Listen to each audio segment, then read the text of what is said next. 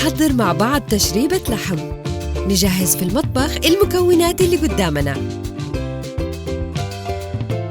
نبدأ باستخدام زبدة KDD ونحطها بالقدر ونصب عليها شوية زيت. نضيف قطع اللحمة بالقدر.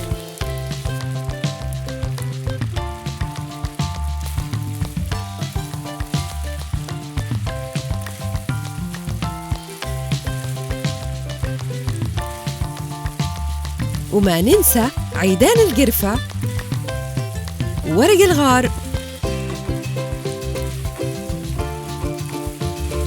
والهيل، وأكيد ليمون مجفف مكوننا السري لنكهة غنية، ورشة ملح، وبهارات مشكلة،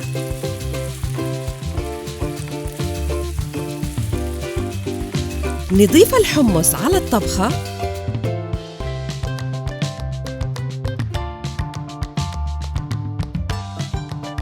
والحين دور المكون الرئيسي مرق الإيدام من KDD اللي يغنيكي عن استخدام البصل والثوم والمنكهات كمان مثل الملح لأنه الصلصة كاملة مكملة.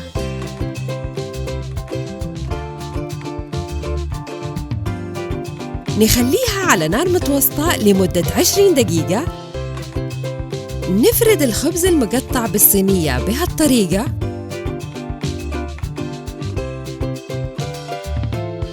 ونضيف المكونات زي ما نشوف فوق الخبز.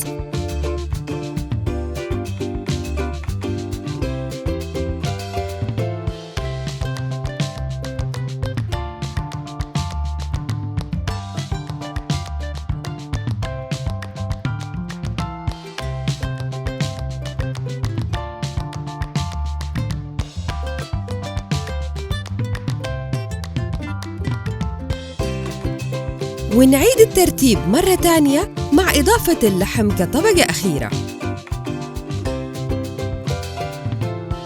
نفرغها بصحن وبالعافية عليكم.